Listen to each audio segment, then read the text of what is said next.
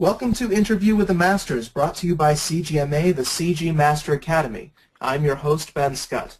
Our guest today is Chad Weatherford, freelance concept artist. Before we begin, a reminder that registration for CGMA courses is currently closed, but will open again on March 18th. Visit cgma2dacademy.com to view current class options so that you can plan on signing up for class or classes that best fit your needs. We would also like to announce our new environment design program. CGMA's Environment Design Program is a certificate-granting curriculum designed to prepare students for the world of environment design. In order to enroll in the program, candidates must submit a portfolio of their best works for consideration. So, gather your best works and head to cgma2dacademy.com for more information. Interview with the Masters is an ongoing series. Keep an eye on our website for more information. For everyone who is joining us today, if you have any questions for Chad, you'll see in your GoToWebinar control panel a small box titled Questions. Kindly send your questions through the panel. We will attempt to answer as many questions as possible. Chad, thank you for joining us today. Hey, thanks for having me. Thanks so everyone unfortunately, for being here.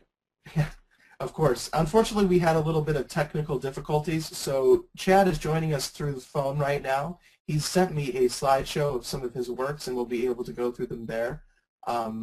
I believe that I can now receive the screen, so I'm going to share that with everyone here to show your work. So Chad, your work is displayed up on the screen, and I'm on the first page of your slideshow. But first off, if you could, Chad, give us a short introduction of who you are and what you do. Yep. My name's Chad Weatherford. I'm a concept artist working out of New Zealand. Currently at October Animatio here in Auckland, where we're working currently on a development deal with DreamWorks. It's pretty exciting. Can't really say what it is, but it's been a great experience, and also been working on a project called Mech Mice, which the studio's partnered with Rocket Snail on. Prior to that, I was doing just odds and ends, including a job for the Game of Thrones franchise, and I just graduated from the Academy of Art University late 2011. So obviously I'm not a native New Zealander, so I'm originally from Illinois, and I've been running a sign shop in Illinois when I decided that I actually wanted to pursue this line of work full time. So, follow your dreams. It's been good. Well, you clearly have. Yeah. You clearly have excellent work, and one of my favorite things about it is the very painterly style that you have. Now, is all the work that you do done digitally? Yes, for the most part. I've incorporated into the digital work, like some of my just as far as meshing things together, but I haven't touched traditional paints for I'd say probably about the same amount of time as since I've been in America. So it's been about 5 years. I haven't done too much traditional, but yeah, mostly digital. And I try. I'm glad that you say that, because I do try to bring like a more traditional type flavor to the digital work. From some of the pieces that I've heard over the years, including artists such as Nikolai Feckin, I'm not sure if I pronounced his name correctly, Antonio Mancini, but these guys that do really impressionistic or have done in their lifetime impressionistic type work, that it still communicates, but in a very simple fashion. I think Nikolai in particular was very focused on technique. So if you look at any of his works, they're filled with texture, and I think his saliva to smear the paint around and all kinds of crazy stuff, and I think he ended up with lead poisoning, so it's no surprise with those kind of techniques that it wouldn't be the healthiest way to approach it. But I think I approach that or I try to approach that in digital illustration, is just throw in as much as I can and see what happens in the course of making an image. I guess I'll speak to the first slide here, which is pretty. I just threw in some kind of rough sketches to show just, I guess, the bare bones of kind of an idea and how I like to approach it. There's not a lot of detail in this, but it's more about trying to communicate the mood and get all the basic components, which I find the most rewarding part of creating an image, and it's also probably the more taxing part, at least for me. Whereas the details, once I get to details, it's more of a therapeutic kind of thing where I can just relax. But up to this stage, it's really a battle. In fact, just trying to play with the shapes and make the composition work and colors work, make sure the mood's right and the general kind of feeling is there. And then once that's done, sometimes I lose interest, and then some of these sketches kind of remain just sketches because of that. Some of them, I think, just probably that's all their life was meant to be, as a sketch. So I don't know if that makes sense, but so that's the story behind this sketch. And then if you want to move to the next slide, Ben, it's sure thing. We're on the second slide more. now. Yep, more of the same here. Just I try to be as loose as possible with these sketches, and some of this is kind of pushing, I guess, the patience maybe of an art director as far as looseness. I haven't gotten a complaint yet for being, this kind of, I guess, it's not very tight. I mean, there's not a lot of detail, but hopefully there's enough information there that you can kind of get the gist of the scene. But these are personal sketches. This one and the last one is a personal sketch. I can't show too much of commercial or work I've done for clients over the last year, just because working on these projects might take how much time to get out the door, and you're really bound contractually to not share stuff until it's been released. I haven't had too much time to do personal stuff, but yeah, I try whenever I can to do it, because it's good for learning and trying to improve my own abilities. Do you want to? Yeah, for these character sketches, I was going to ask you, do you have an approximate time frame for how long it took you to do each one of these? Character? Which character are we? Is it the bug kind of canon thing? Is that what you're speaking to? We're still on the same page. With you had the two sets of 3 characters on the first and second slide. Just a general time frame that would take you to do a character design like that. Okay. All right. So you're on a different slide than I am. Okay. I guess this is the yeah. So on these characters, I think it just depends on the character. I mean, some of them took I'd say they take anywhere between 4 hours, and then some of them would take longer. Just some of them could take up to a week or 2 weeks, depending on feedback and what I'd have to change. These particular characters is for a project called The Whale Road, and I worked with the author of the book, which is a good series, Oatsforn series, and he would have feedback just based on he was very much about keeping historical accuracy. So if I try to get fancy with anything, especially with Vikings. You know, you think fur boots, and you think all the things that you can put on them to kind of pump them up, and I guess make them a little more fantasy than maybe reality. So,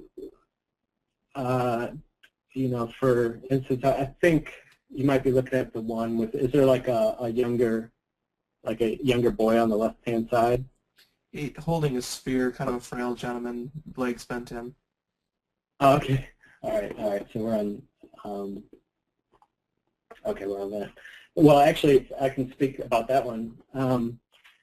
That frail guy, he has a crook leg, and I really wanted to, design a makeshift leg brace for him, because I thought that would kind of drive home the fact that he's supposed to be a tough guy, but yet and crippled, and he's really bony, which is runs as a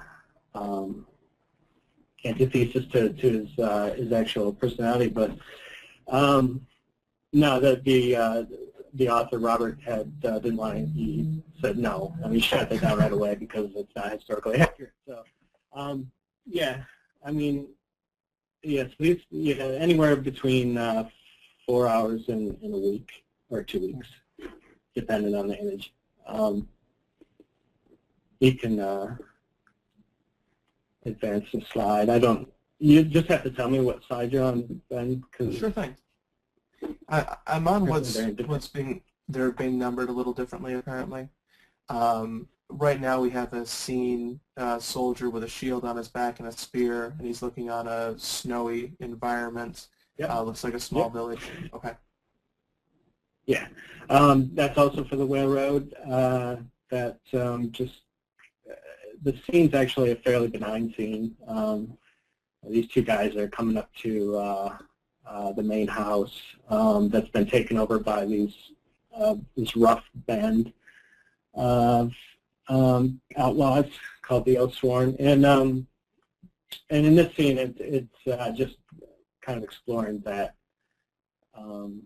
I guess that situation and trying to play with the light, like early morning light. Again, I try to, be as painterly as I possibly could with these, but still keep it concept arty, I guess. Now, do you do work like this in Photoshop? Yep, Photoshop. This particular one and a few others I've started on a ground of a photo that I took of a underpainting. And then what I'll do is I'll work on, sometimes my layers get out of control. I try to keep my layers simple, but if in the course of making these things, you try out a lot of different things, and if you're indecisive like I am, sometimes you end up with 80 layers and the thing slogs and takes forever to save. So eventually you have to flatten that down. But what I like about working on a traditional ground like that is I can, if the scene starts getting a little too slick or digital looking, I can erase into it and reveal some of the underpainting, which kind of gives it I think it gives it a flavor of traditional, even though it's obviously digital if you really analyze the. Now, when you're working on getting that traditional look, are you doing that by texture overlays? Or are you doing that by custom brushes? What method do you take to give that traditional look to your piece? Yeah, a little bit of all of the above, I guess. Like I said, I mean, I'll have the traditional underpaint kind of thing, which isn't actually anything but a canvas. It's just a canvas stained, and that'll be underneath. And then I'll work with some brushy, a lot of default Photoshop brushes. I've actually downloaded a few of these as well. I probably have too many, so it's hard to organize. But Jamie Jones, he's got a good brush set that I've used in some of these, and I've got a few that I've made myself, and yeah, and then I'll get lazy at some stage and just use one brush. But at first, when laying it in, try to use as many different kinds of brushes, I guess, to get sort of a texture sort of thing, and then once it starts, I'll overlay, like you said, textures. Maybe I'll take a traditional painting. It doesn't necessarily have to be mine. If it's something that's not going to be, visible in the final piece, I'll throw anything on there to just kind of give it a little more bite, I guess, the canvas. And then, because you can feel it when you're painting on it. If it gets too digital, it just starts feeling like it's smearing across the screen, and amplifies the tablet using the Wacom tablet. It just gets that kind of feel. So kind of throwing stuff in there. Stuff happens when you do that. You get kind of unexpected sort of results that might give you an idea. Then you can work into that, and then just those overlay of textures kind of give it a depth that I enjoy. So I try to do that. Sometimes it's successful, more successful than others, but that's generally the process. Just kind of destroy and then destroy the piece, and then bring it out, and destroy and bring it out till you're satisfied, really, or the deadline. You meet the deadline face to face, and you have to push out the door, and then anything goes to get the job done. But yeah. If you want to advance the slide, just tell me where you are. We have what looks like a page that's showing the interior. It's another Whale Road piece. It's the interior of what looks like a church. It has a crucifix and a stained glass window with light. Yeah. Okay. Same thing. Just kind of exploring the nuts and bolts of an environment there. The isometric view. I think, in the slideshow at another stage, it looks like it scrambled up the slides for you, Ben. I don't don't know why, but there's actually a close-up of that isometric view of the layout. Yeah, and that's actually just helpful, I guess. slide. Would you like me to pull that one up? Oh, yeah. All right. I have the isometric. I mean, you can the slide up now. Yeah, you can toggle between the two, I guess, if it becomes necessary. But this was actually most of these works were produced for my master's thesis at the Academy. So I worked with a lot of, in this case, I was working with a guy from Pixar, and he was concerned that I was producing too many images that might be pretty images. Well, not pretty, but just not nuts and bolts, kind of. And I found that too working at the animation studio. Probably about, I'd say definitely about 80% of what I'm doing there is stuff like this. Just I'll do a concept. You get the concept kind of sketches, and then you get to a stage where you have to put this together for someone who might be in my environment. So that's basically what this is. It's just showing the environment, kind of giving you an indication of where the light sources are coming from. You have the cutaway view, so you can kind of see what's going on. But yeah, that's pretty much it. And then the previous slide is showing that a close-up of that apps, that interior. So this isn't, I guess conceptually, I mean, this is, it's not, it's not like sci-fi ships or anything. It's pretty, a lot of the groundwork was there. But I think, it serves the story, and it actually happens quite a bit more often than I would have thought. Like, people say, we need this church designed or whatever it might be. And you're thinking, well, there's plenty of churches. I mean, you really have to design church, but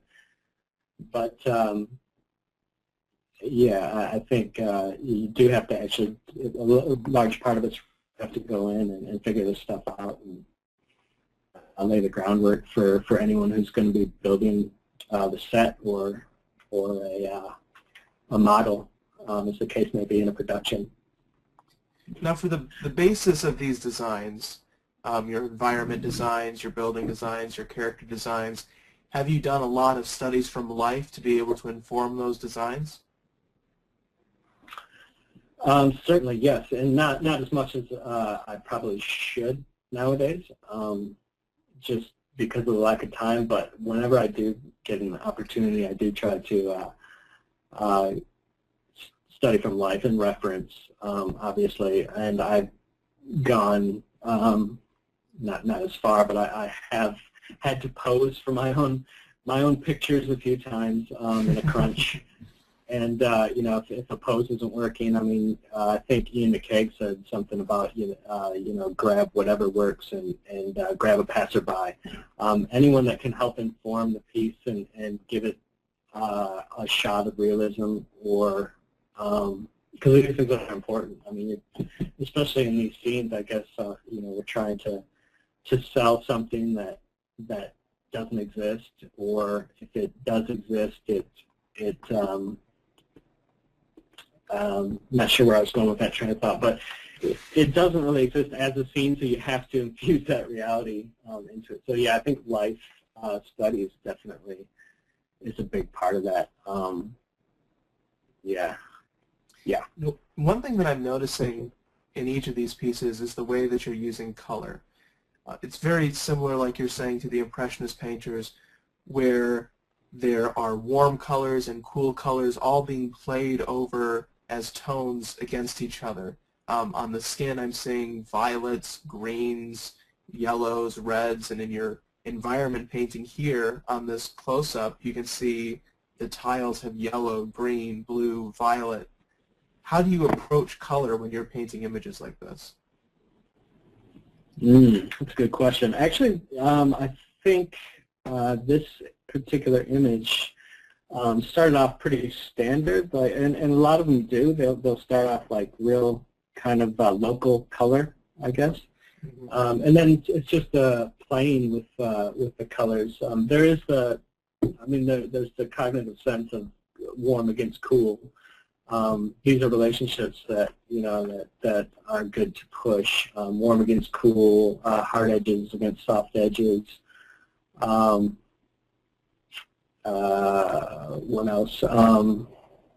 Yeah, and value, dark against lighter values, and I mean things that just these relationships that help sell a piece, and I think how I approach it is just depends on the piece. I mean, this one, like I said, it started kind of local color. I knew that it was kind of early morning, so there'd be a cooler, like early morning light, winter light kind of coming through the windows, and then the stained glass actually facing where the sun would be rising. It would catch warm light coming in, and that would be bathing the ground of the chapel with this warm light. And then you have the warm light of the candles that are kind of sprinkled around. And then a lot of it, too, is just kind of overlaying things and trying things out. I think I keep experimenting way late in the process. Even up to the finish, I'm throwing things on there and seeing, oh, does that work? Does that look all right? Does that look good? But you can throw, Photoshop just affords that kind of, I guess, that leisure really of finding the properties, seeing what that does to the image, and I think too, doing that, I'm able sometimes to get more of a variance in color than I normally would be doing if I were, I guess, going in traditional media, for instance. I mean, I might not have chosen that kind of violet-y sort of color on the right-hand side of that stonework. I think that might have come about as a happy accident, but it kept it in there because I like the variance on it. Yeah. Would we like to move to a new image? Yeah, sure. Oh, I've got the image up. It's people on a boat here. We have a city in the background and 3 characters up in the foreground here. Oh, okay, yeah. This must be from my Brown period. These are all They're pretty brown images, but yeah, that's another the same. It's just a scene from the story. Vikings coming in on this shiny new ship they have. Again, just trying to be as loose as possible, but communicate the information. I'm going to move through a couple of these fairly quickly, and if there's one you want me to stop on or anything, feel free to do that, and then we can stop again and have a few more questions from our attendees. I've got another image here. It's the image of a city, and there's these large basins, and each is filled with a different color here. Oh yeah, the tannery. Yeah. You said it's a tannery. It is. Yeah, it's a tannery. Yeah. Is it what is it called? The Pheasant? No, not.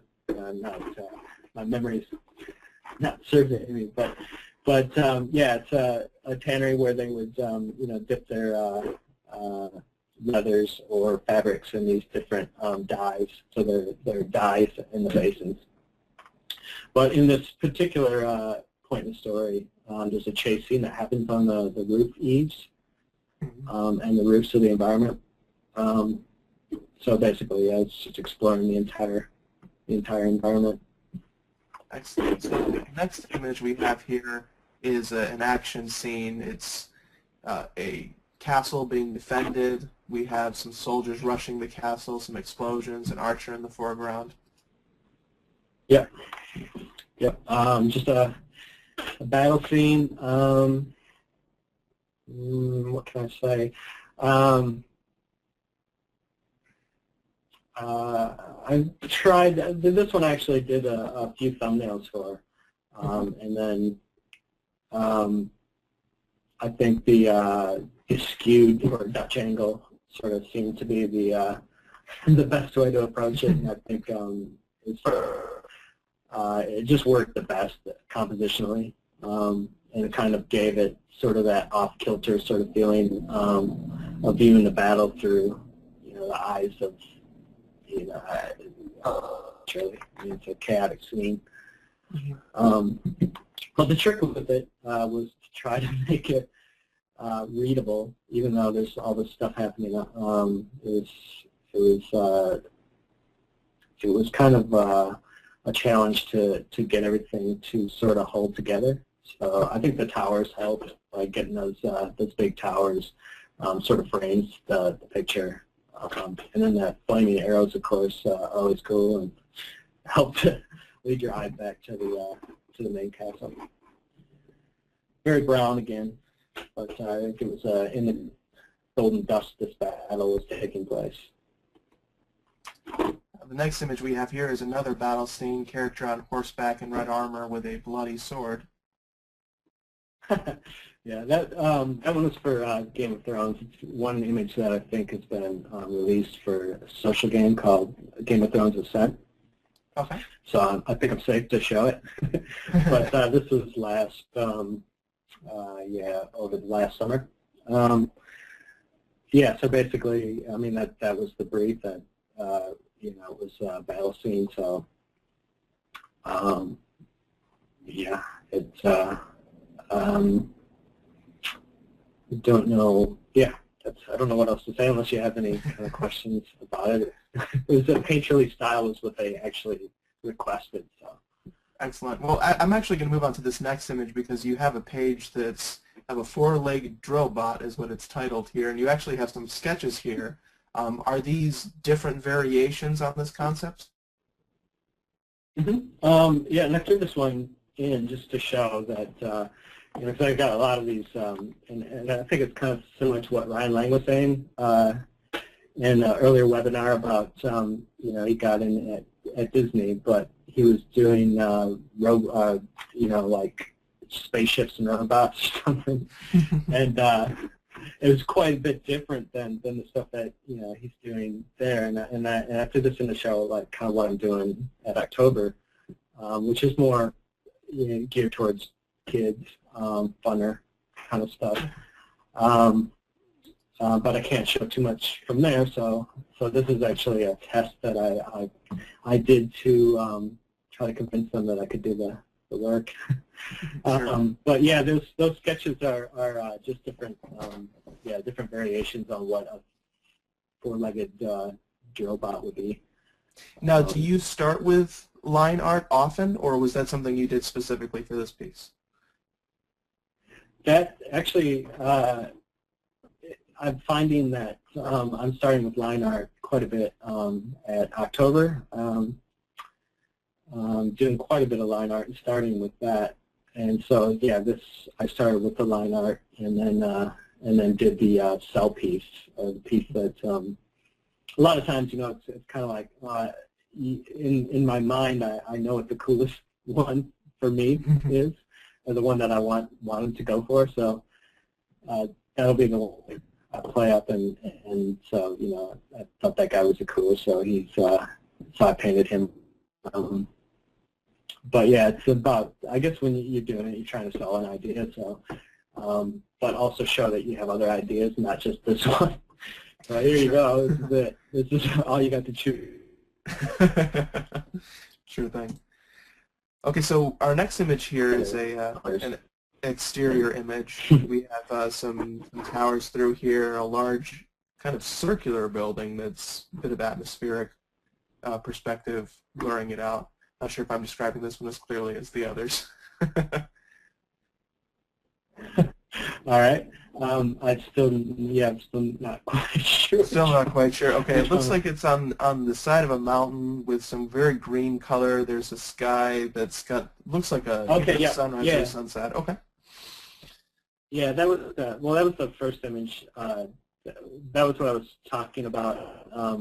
Going back to the beginning, was just trying to these are personal. It's a personal sketch. I don't get to do too many at the moment, but just basically trying to capture, like, as with as little detail as possible, scene, and that's constantly, like, I constantly try to do that. I constantly try to push the looseness as much as I can get away with, because I do tend to not lose interest, but this is the most challenging, like getting this down, and then from there, detail is kind of more of a therapeutic exercise. So yeah. Now this image is from that, imagination, I assume. Yeah. Now, what I'm finding impressive about it is it has very plein air appearance to it, almost as if you've done a plein air sketch. How do you achieve that kind of level of realism with your lighting when you're creating an image from your imagination? That's a good question. I guess it goes back to what you asked before about life, sketching, and just observing. I mean, I just never stop and never stop trying to figure out the world around me. Like, I don't know what other people are thinking when they look at a sunset, but I'm looking at how the light hits objects, and what, how the shifting clouds change the mood of what I'm looking at, and it's all this stuff that kind of I try to bring into my work, and to speak about the plein air part of it. It's kind of funny you mention that, because when I really started to get into concept art, I was looking at Eric Timmons and Ryan Church's work in Star Wars prequels, and thinking that very thing, that they looked like plein air paintings, like they had gone into this movie set, like these spectacular sets, and they just painted it, and there was it was just the looseness of that and how it invited me as a viewer into the piece to kind of participate a little bit, especially like Eric Timmons. I mean, he really does push the barriers of looseness on some of his concept work as well, and yeah, I'm really attracted to that. So that's kind of interesting to hear you say that I achieved in a small way some part of what I was going for. Well, you certainly have in this piece. Now, the next piece we have appears to be a little bit more of a science fiction piece. We have some characters at the bottom. One has kind of a triangular shaped hat with 3 lights on a backpack, big red cloth coming through on the top left. Yeah, this is actually more of a, well, this is getting really loose. And in fact, I would say this is probably 80% finished. But I put it in there just to show kind of, I guess, how messy these things get for me, and how messy they can get, until there's a point where you have to decide, you know, you have to make your decisions and kind of and bring clarity to things. And this is probably almost there. Just needs, yeah, it's probably just a few more details if I were going to present this to a client. Probably sharpen a few things, but it is where I like to try to keep things like very impressionistic, even for a sci-fi scene. I find like I have to put more detail into scenes like that, just because you're describing something that someone hasn't seen. Maybe I can get away with it more on this because I think, you know, people have seen sci-fi scenes. I think you're inundated with them now, so maybe I can get away with it just being sketched like this. But yeah. And the next image we have here is an appearance of what looks like a dinosaur, a tribal character walking outwards from the mouth. Appears as if the dinosaur is dead. Okay. Now, I think I've seen this is just a zoom in of the detail, because I've also seen a piece, and I'm pulling this one up now, and it looks like they're 2 separate pieces. It looks almost like the Loch Ness Monster has been beached.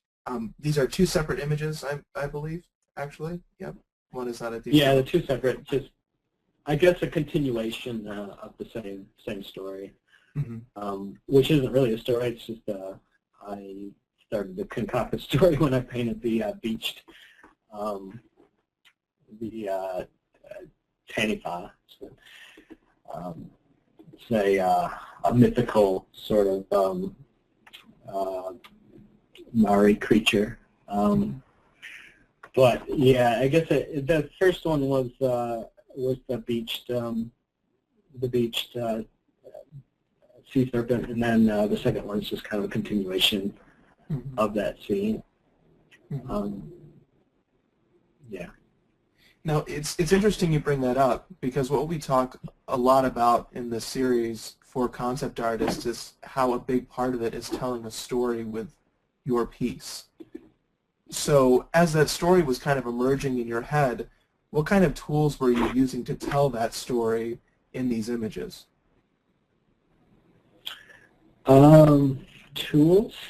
Well, I guess, you know, tool-wise, I mean, it would be whatever script you're working off. The script was in my head in this case. I thought maybe this chieftain is, I don't know what he's saying. I mean, the story is really kind of ethereal. It's not really solid in my head or anything. It was just kind of felt like doing a follow-up image, because just to make it appear more of a story, I guess. But I just figured that a follow-up would be, you know, Chief trying to explain something or take control of the situation, maybe for his own purposes. Yeah, as far as tools, I'm not sure I understand. I'm not sure I'm answering the question. Yeah, I'll clarify a little bit. Obviously, you're telling the story just visually. You use body language here. I see in one panel you have the chief kind of walking outward from the mouth. I guess we could talk about that a little bit too. The body language here. What were you thinking when you were positioning each of these characters and how they were communicating with each other, and how do you go about kind of painting that story and that interaction between these characters? That's good. Good question. Yeah, so like I said, I mean, I think the chief was kind of taking control, and maybe there's a power struggle between the character directly to his right, or not. There wasn't really a clear idea, so maybe this is not the best example to to speak about as far as that goes. But as far as body language and stuff like that, I mean, it's just getting into the scene, like, and thinking about what the characters are doing and how you might react in the scene, and then bringing those kind of emotions and those feelings, and then trying to incorporate that into an image. I think it's important. So it's basically being able to put yourself in the scene, maybe, like kind of put yourself there, and then if something's unfolding, like if you already have a guideline, a script, or a story that you're going off of, it's really kind of acting, I guess, in your head. I mean, you're trying to put yourself there, and you're trying to explore the scene as though you were there, and then communicate that to someone that isn't there. So that's it. Maybe that's abstract. My attempt to answer that question. No, that was an excellent answer for that question. Stepping into the heads of the characters that are in the scene. We have one attendee that's reminded of James Gurney as he's looking at these two pieces, and I can say I can see that similarity as well. And you've been talking about some of artists that have been inspirations to you. I don't know if James Gurney is on that list, but who are some artists? I know you mentioned some current concept artists, and you're inspired by Impressionist painters, but who are some artists that inspire you as you paint? Wow, James Gurney, that's some big shoes there. Yeah, I really love, like, James Gurney. I mean, in just the way he has a mastery of light. As far as artists that I admire and kind of aspire to be, I mean, the obvious would be Craig Mullins, Jamie Jones. These are kind of just working in the field that I look up to quite a bit.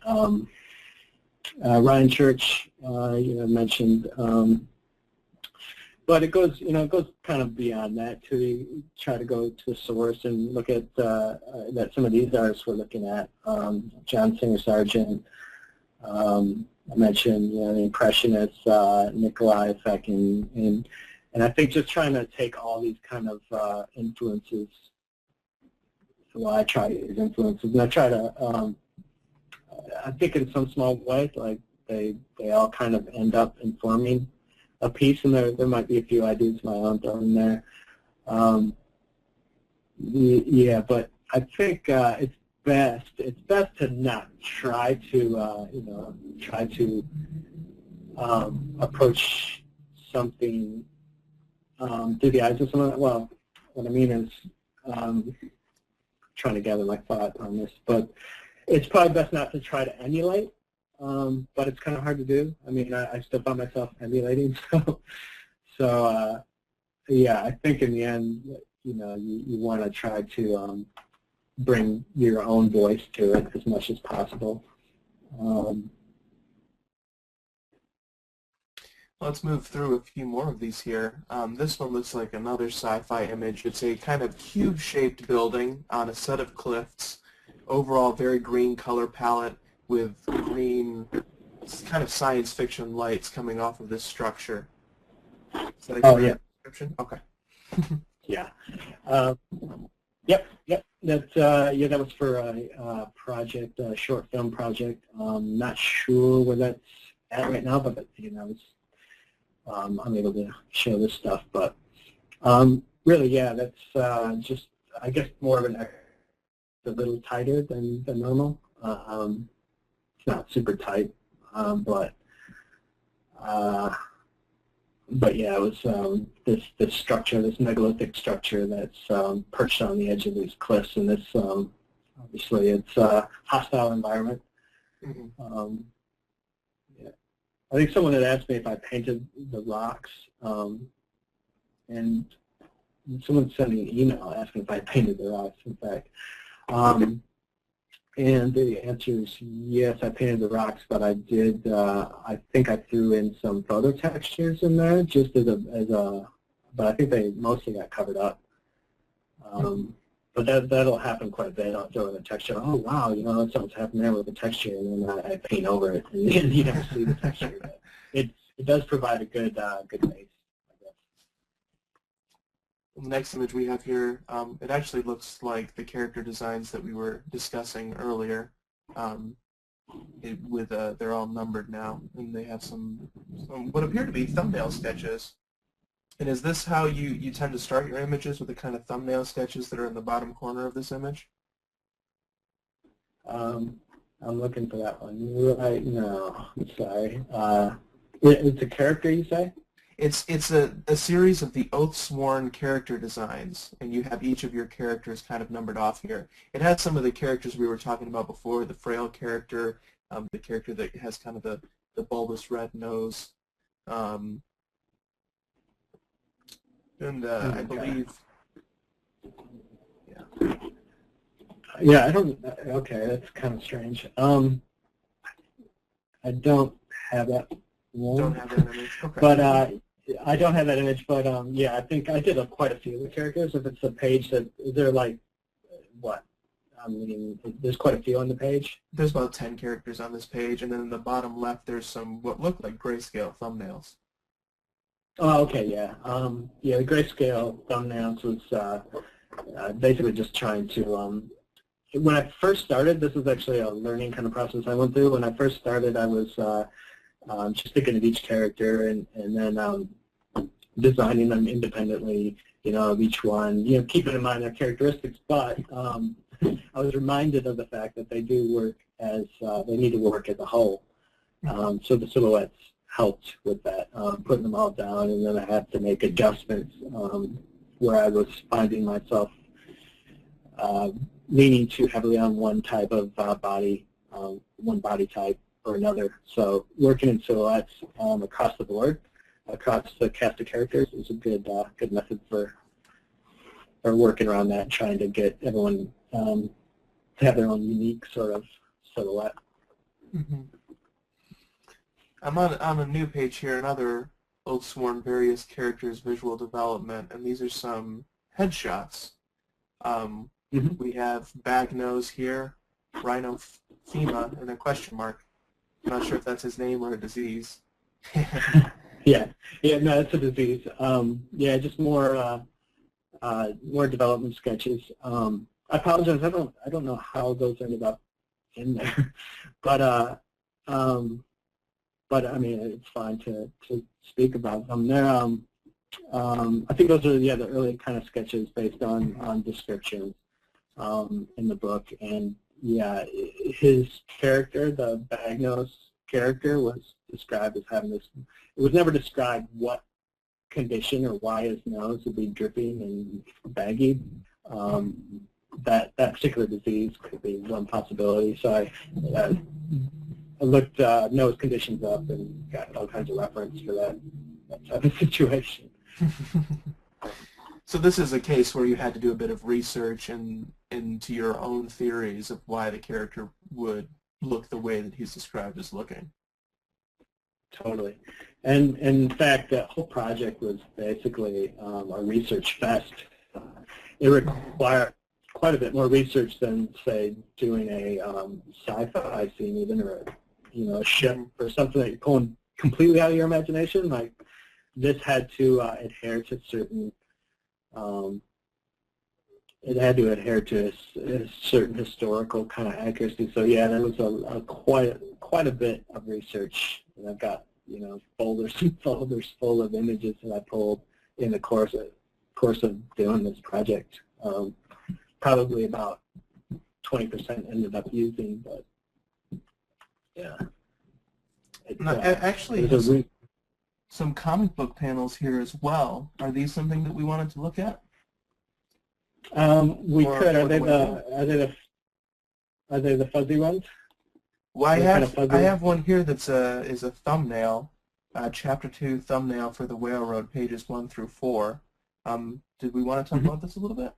This is actually a pretty cool page, in my opinion. Yeah, well, actually, that was one of the ones I meant to send to, because because of the fact that you can kind of compare, I think, hopefully, if the finished panels are there. Just how I started visualizing it. I thought it. So you did this kind of ink-looking style initially, and then I do have some color panels. I'm going to look through these here real quick, though I apologize if the images are changing very quickly for everyone watching right now. I'm just trying to find which panels compare to which. I'm getting some loud sounds from your end. I hope you haven't been committing a crime over there. No, it's street right outside here, and this town doesn't really actually go anywhere, so it's surprising. It's the busiest street in the world.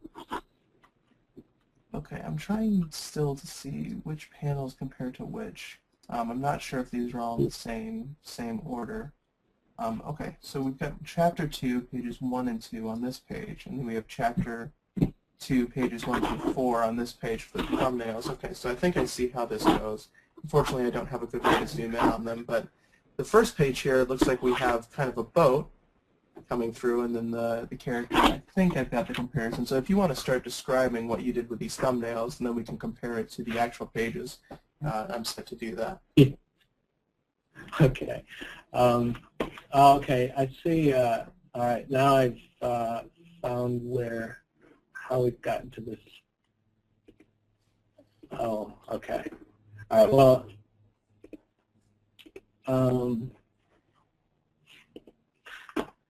yeah, okay, so there's a lot of thumbnails. Actually, yeah, I ended up sending you the wrong slideshow, so I actually apologize. But at any rate, yeah, there's the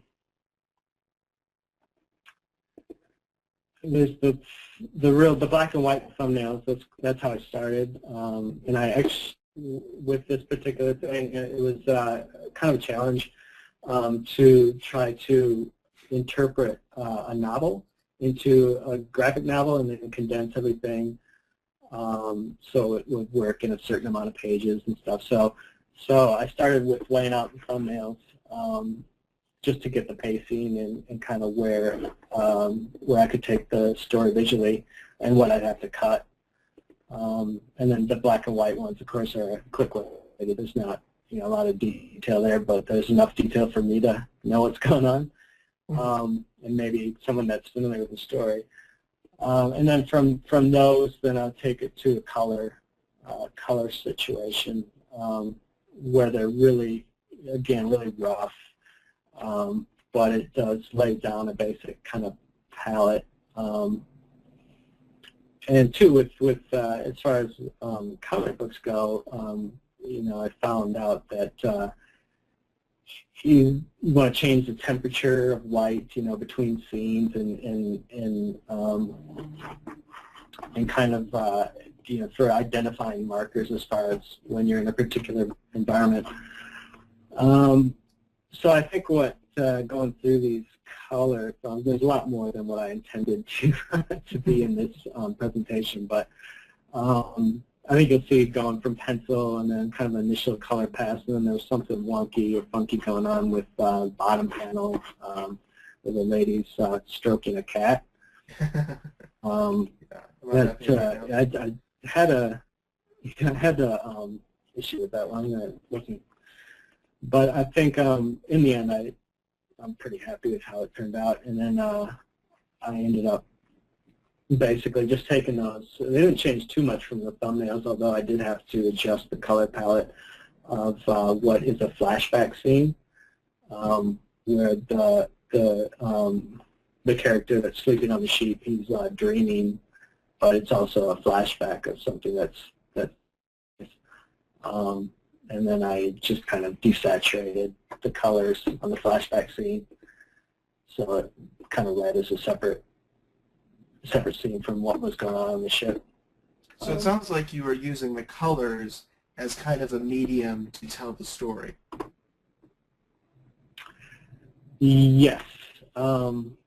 Yes, definitely. I mean, the colors, yeah, as well as like trying to communicate what environment they're in. Yeah, I think the colors help with following the story. because you just you can look at a certain color palette and then sort of identify with that particular environment by associating with that color palette that's assigned to it. That's the theory anyway. But as far as I think the last two slides are probably not, they're not meant to be, so yeah.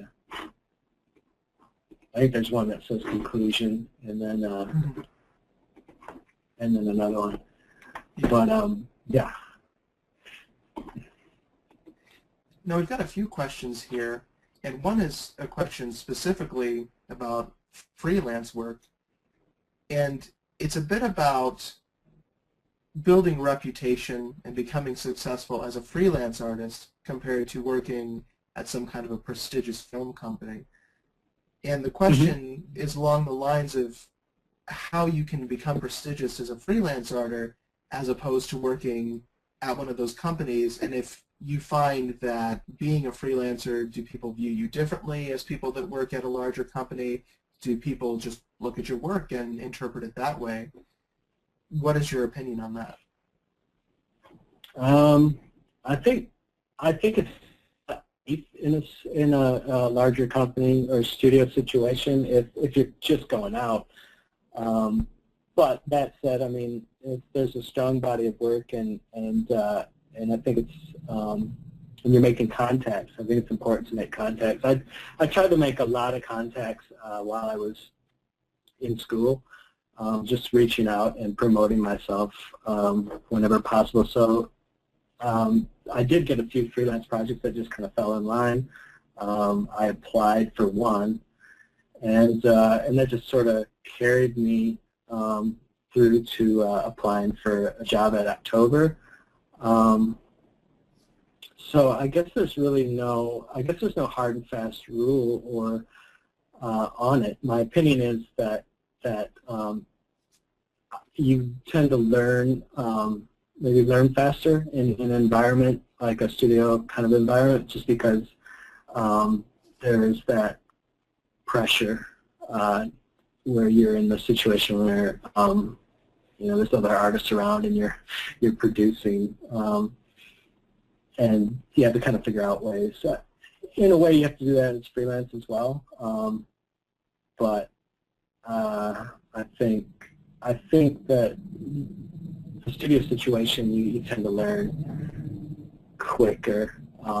But yeah, as far as freelance, then you have the kind of the flexibility, I guess, as far as your hours, what you want to do, and it's just how much you want to promote yourself. Also, there's the thing of working in the studio, and you kind of gather contacts that way, and yeah, I'm not sure. That's kind of a rambly way to answer the question, but hopefully that helps. I think there was a lot of good information in there. I'm going to ask you one last question before we close off here, and this is another one from one of our attendees that are finding it difficult specifically into getting into the film side of the industry. And he's finding that there are quite a few small gaming studios, particularly with the proliferation of mobile gaming and online gaming. How do you find the barrier between being out and being into the industry, and what do you see as the best way as getting into the industry, specifically on the film side? Okay. Well, I guess I could just talk, about my own experience in it, in that I just took pretty much whatever came, whatever I could, whatever kind of job I could take starting out, just to kind of get my foot in the door and get my name out there and get people that were happy with my work. And then, it's a big industry, but it's a small industry, and I think word of mouth gets around. So if you're doing good work and you're kind of, no matter what the job, I mean, pay $20 for, some sort of image you have to kill yourself over. Excuse me. You might have to do a few of those just to kind of get your name out there, and then once once the word gets around and people start to know your work, I think it becomes easier to break through that barrier. But in the meantime, I think, compiling, the strongest portfolio you can, kind of comparing it to other professionals in the industry. It's very competitive. So you want to tailor your portfolio with that in mind, that this is your competition, and by doing that comparison, taking a look at work and being realistic, and then just keep plugging at it. It's just the way to go. Well, Chad, I'd like to thank you for joining us. It's really been an excellent experience being able to talk to you today, and I've really enjoyed discussing your pieces and looking at them as well. And I'd like to thank everyone joining us today. Thank you for all of your questions. I'd like to mention again that registration for CGMA courses is now closed, but it will be opening up again, and I have the date right here. It is March 18th. So please visit cgma2dacademy.com to view current class options and prepare to select the classes that will best fit your needs. Chad, again, thank you so much for talking with us today. Oh, thank you very much. I've enjoyed it. Appreciate and it. hopefully we can have you back for a demonstration sometime soon once we've worked out the technical issues. Yeah, right. Yeah, the technical issues were a bit of a worry, but yeah, glad we got through it. Thanks so much, Chad, and thank you all for joining us today. Have a great afternoon, evening, or wherever your time zone is.